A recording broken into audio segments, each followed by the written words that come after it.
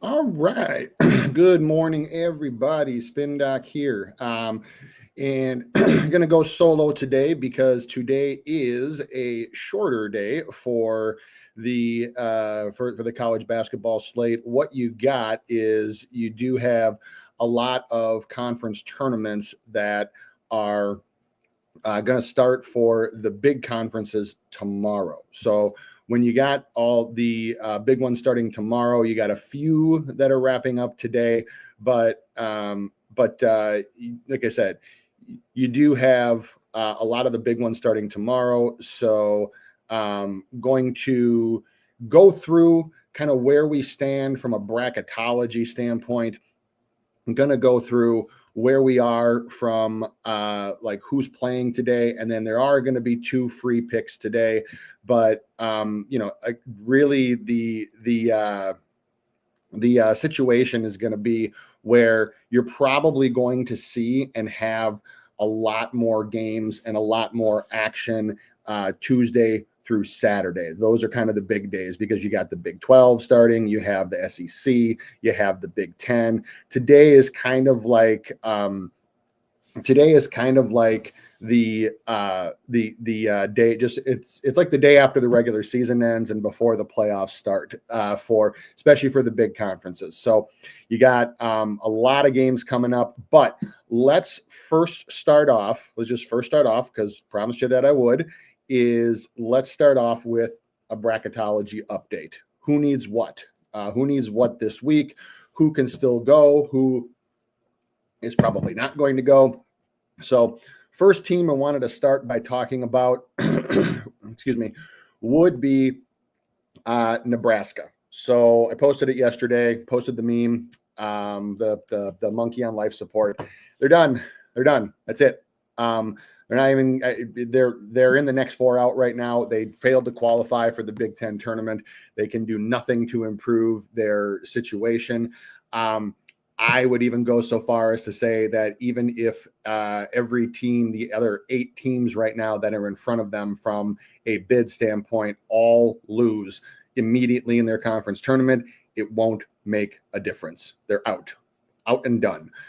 Next one, kind of going up the list, are the Demon Deacons for Wake Forest.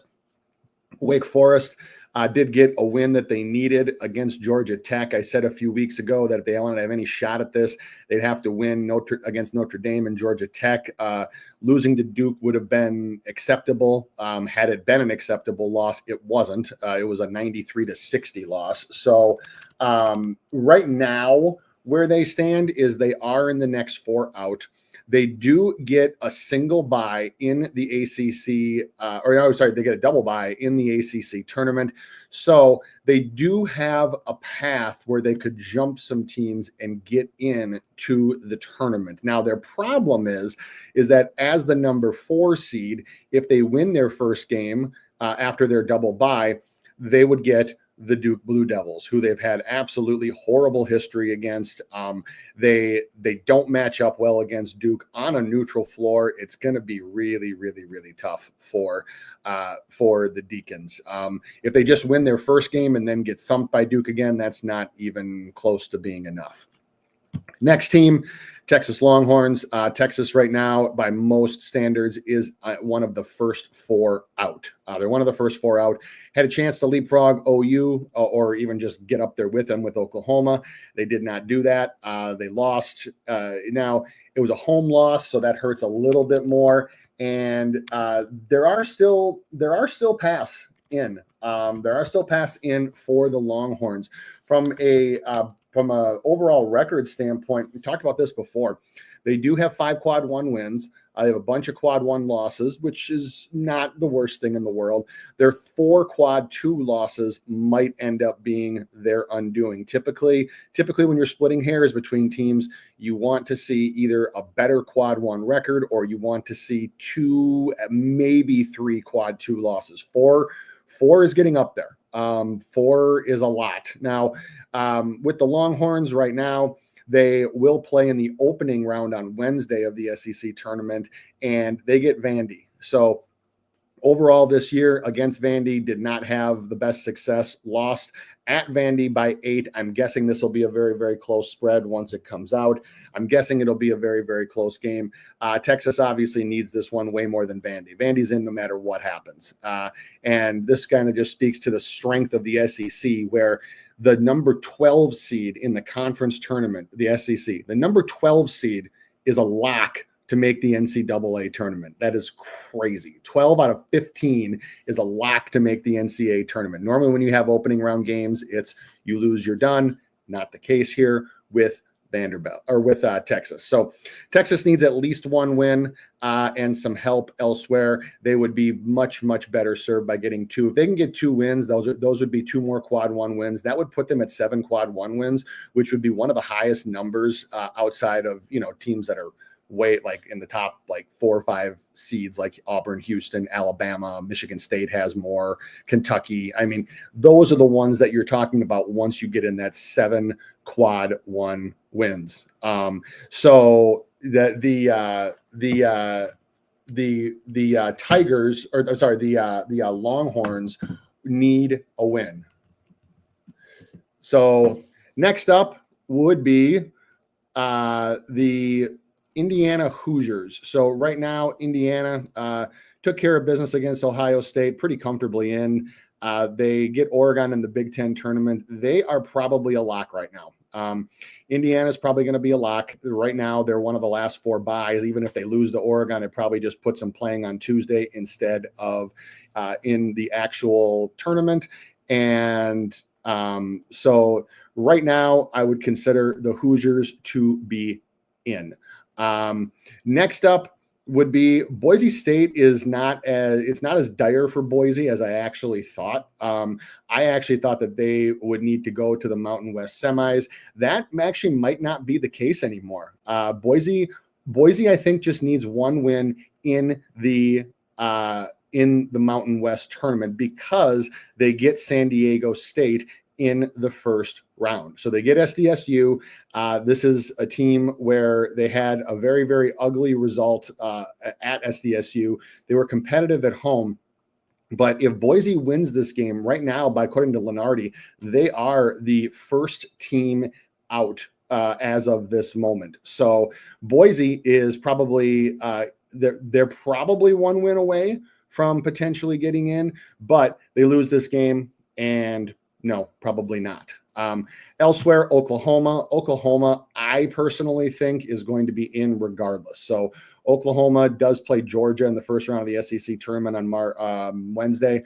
And I personally think that regardless of what happens, OU is going to be in because all these other bubble teams, not all of them are going, not all of them can win their conference tournament or even go deep because of how the brackets are organized. So OU so far this year got their 6th quad 1 win. Their quad 3 loss is still kind of looming in the background, but I think that they have enough here. They only have 1 quad 2 loss. So the 6 quad 1 wins make up for the quad 3 loss more than enough. And so if I'm the Sooners right now, barring every other team that's behind me, a lot of the ones we're talking about just going on runs, and they get thumped in the first round of the SEC tournament, I think if you're a Sooners fan, you should probably expect to hear your name called on Selection Sunday.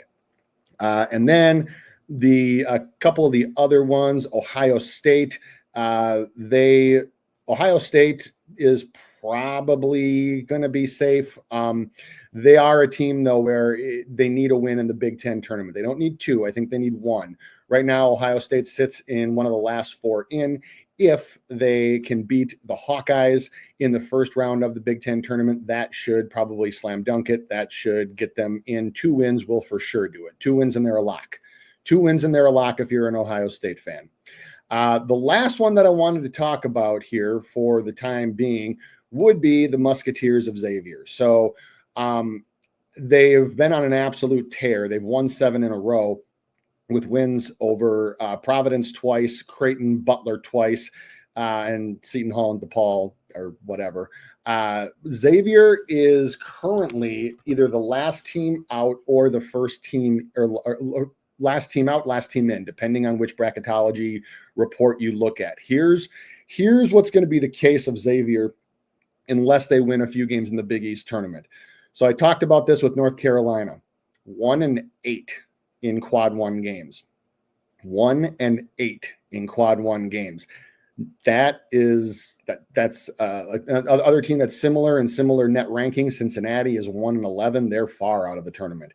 1-8 in quad one games. That is going to kill them unless they get a few wins in the Big East tournament. They also have 2 quad 2 losses. 2 quad 2 losses won't kill you, won't be your downfall. I always said if it's 3 or more, unless you have another bunch of things on your resume to kind of make up for it. 3 or more is when the committee, I think, starts looking at it like, does this team really belong? But 1 quad 1 win is not going to help them very much. They do get Marquette in the first round of the Big East tournament on Thursday. So they do get a bye, actually they get the double bye, I think. They did beat Marquette. They did beat Marquette this year. These two teams split. Both games were extremely close games. So 2-point game both times. Both teams won on the other's home floor. And both teams, Marquette obviously going no matter what to the NCAA tournament. But you do have the Musketeers who, if they win, if they get a win against Marquette, then that's it. Over and done. They should feel pretty safe on Selection Sunday. If they lose, then they're going to be on very, very nervous bubble watch throughout the rest of the conference tournaments, and their standing is probably going to shift multiple times. So anybody else, I think that's kind of in that next 4 out, like we've talked about Cincinnati, we've talked about SMU. I saw a few people a few people have actually asked me about what about Dayton? A10's not getting 2 in this year. And I actually even say that even if I said this last week, even if VCU happens to not win the A10 tournament, because they only have 3 quad 1 games. Now they're 2-1, which is good, but 4 quad 2 losses and a quad 4 loss. That's a killer when you don't play a strength of schedule that's that fantastic in conference. It's a killer. So if Dayton were to go on and win the A10 tournament, would VCU get in?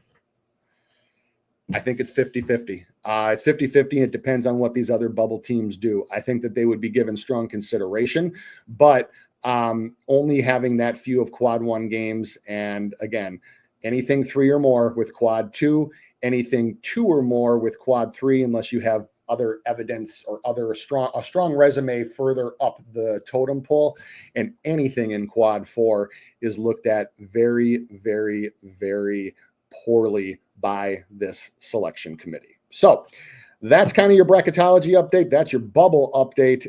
That's just kind of where things stand at the moment. But do have 2 free plays. Again, it's a shorter day because this is kind of like when the MLB season ends and you get a day or 2 off before the playoffs.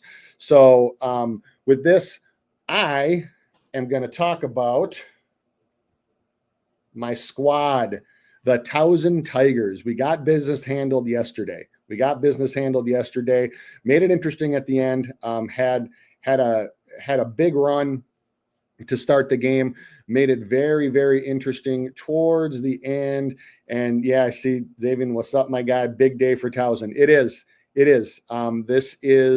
This level. This right here. This is as far as Scary has gone in the conference tournament. So even when we were the 1 seed last time, this is where we went out.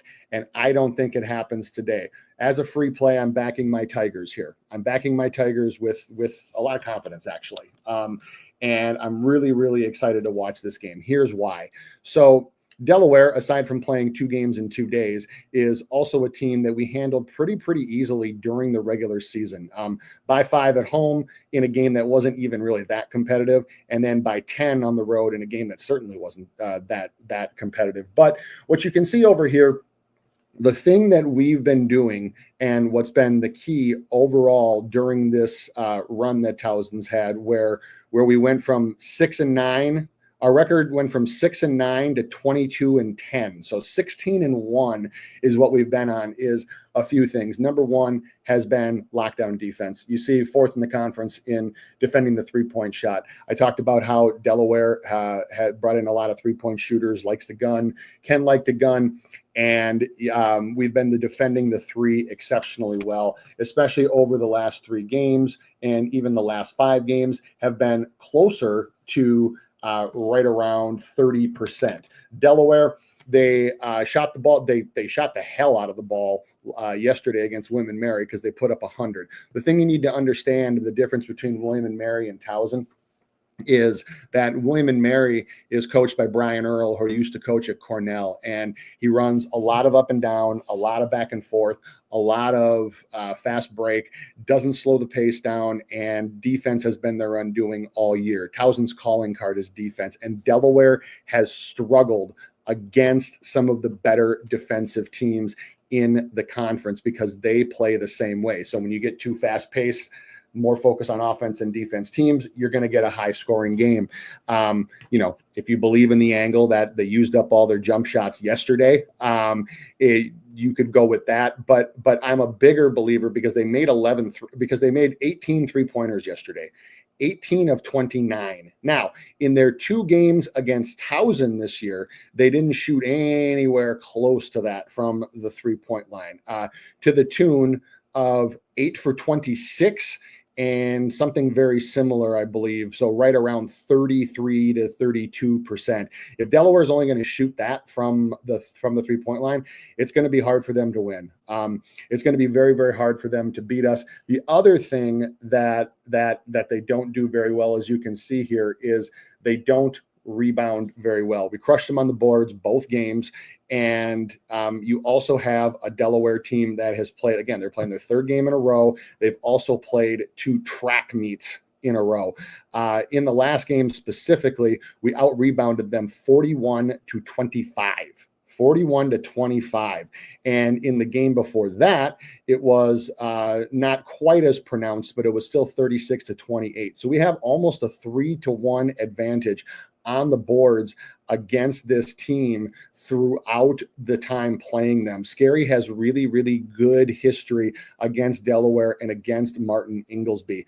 But you look at Delaware's point totals against some of the better defensive teams in this conference. And again, I know they put up 100 yesterday, but you look at Hofstra, who's one of the better defensive teams. They put up 65 against Towson the time before. They put up 70. Against UNC Wilmington, they put up 67. Against Drexel, who's one of the other better defensive teams in the conference, they put up 54. When this team gets an opponent that can lock them down defensively, they don't have many other options. I see Xavier had the thoughts on this Towson team total. Yeah. So my official play is Towson -6. I think that over the course of the game, I think that Towson wears down a team that really doesn't have a deep bench. You can see down here, 336th in bench minutes. A lot of their starters have logged heavy minutes. And not only have they logged heavy minutes, see, there's a difference between playing heavy minutes and getting just in the normal flow of a game, and then there's playing track meets heavy minutes, and Delaware's guys have played track meets. Yesterday in the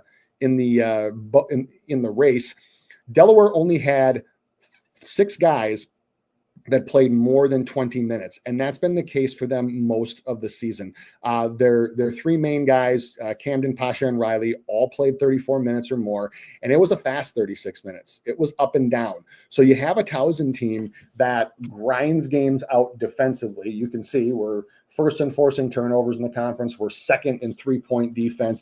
And it's a situation where we just match up so well against them.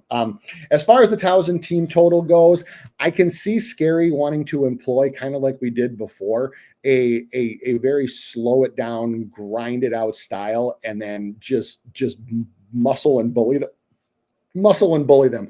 We don't want to get into a track meet with this team because even though you would suspect there might be some fatigue issues from playing for the last 2 days, having a short bench, being sometimes a jump shooting team, there's still some dangers with us because that's not who we are. We're much more comfortable in the half court. So I think you can look at the Towson team total. I'm not even convinced that this game goes over. I think that you can look at Delaware's team total under perhaps, but my official play for today is my Towson Tigers going to the Coastal Tournament Final, winning -6. Towson -6.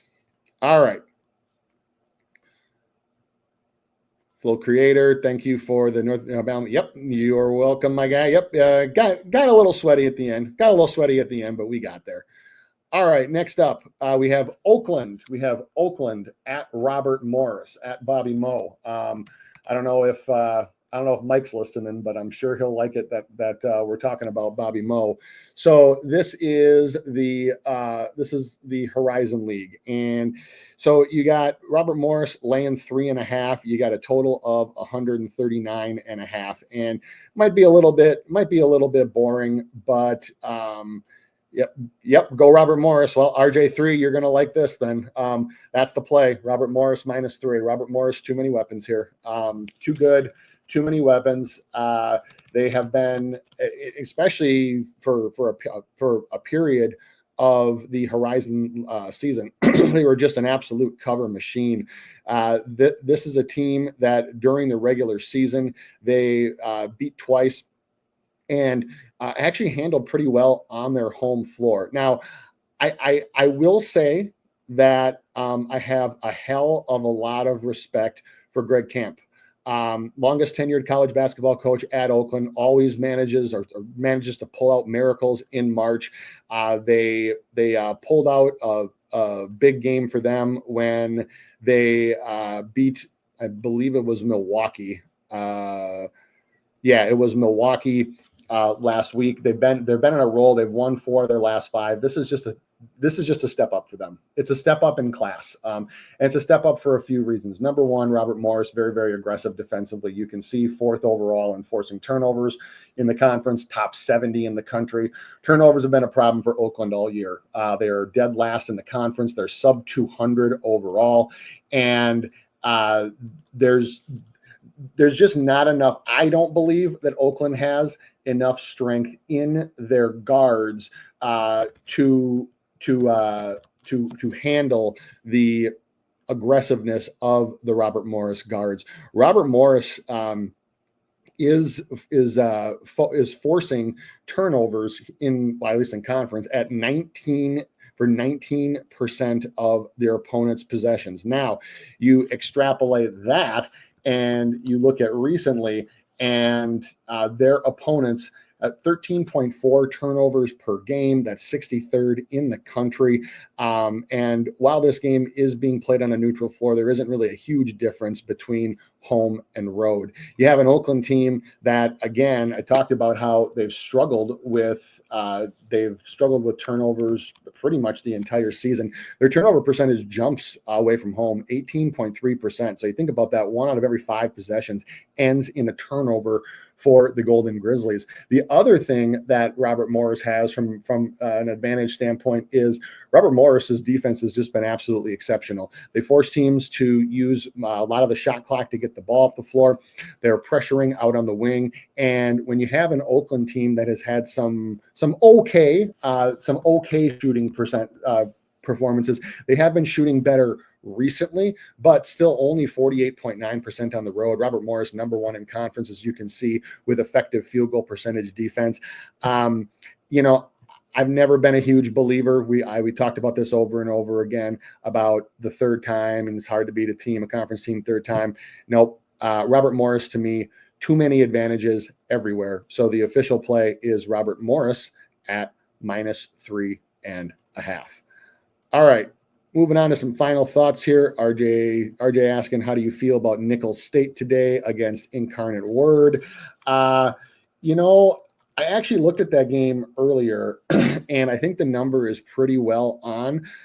Incarnate Word had a big win last night, so I think during the regular season, I thought they split. Admittedly, the Southland isn't like my most followed conference, but oh no, you know what? I was thinking of Sela. They actually haven't played, Nichols got them once. Nichols got them back in January at home. I think the spread is pretty well right. I'm actually a big fan in kind of riding the waves on teams like this. We did it in VIP with Old Dominion.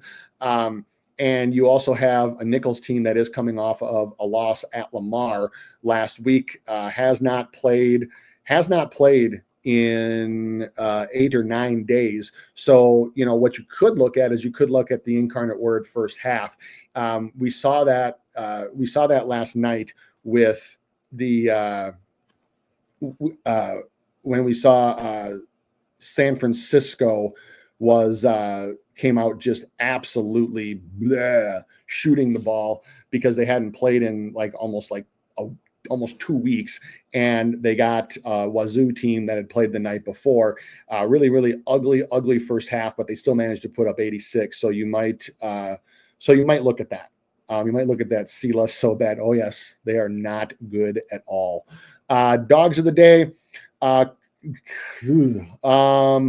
This slate isn't. I don't know if it's very friendly for dogs. I know that there's some steam on Charleston against Wilmington. If Pat Kelsey was on the bench, I might say yes, but this Wilmington team has been playing very, very well. They've had the elixir for Charleston all year. I personally would rather play Charleston as a Towson fan, but I'm not gonna even try to go with Charleston there. I think that another dog that you might want to look at is I don't even know if there is one. Maybe Northwestern State, maybe against Corpus Christi, maybe. And then, Wofford and Furman is kind of a toss-up. I could go either way on that one. So you might get some value by taking the Terriers for that one. Just, it's probably not the heaviest betting day in the world. So, but, be smart with your bets, be light with your bets if you need to, because we got a whole bunch of stuff coming. Portland State. Yeah, I can see that one too. The one that I hope stays close, but I don't know if they will, is Pepperdine. So Pepperdine upset Santa Clara last night. They've won 3 games in 3 days. I don't think they're going to beat St. Mary's, but the 19.5 for a conference tournament game is a bunch. So you might want to look at that. That might be a place to look at, especially if St. Mary's comes out and takes an early lead to get it over 20 for a spread. But those 2 West Coast Conference games, we talked about it the other day, is that the odds that it's going to be anybody but Gonzaga and SMC is probably minus 300 to minus 400 at this point. That's going to be your West Coast Conference final. That's the final everybody wants. That's the final we all want to see. And Gonzaga at this point is safe. If they were to go out and lose to San Francisco tonight, they probably still stay in, but they probably drop to one of the kind of in that last 4 bye area. So, all right, short show today. That's going to do it. Thank you all for tuning in. Appreciate everybody. Not a huge slate tonight, so bet accordingly. But just know we'll be back later this week. We got all kinds of stuff happening. So best of luck. We'll see you.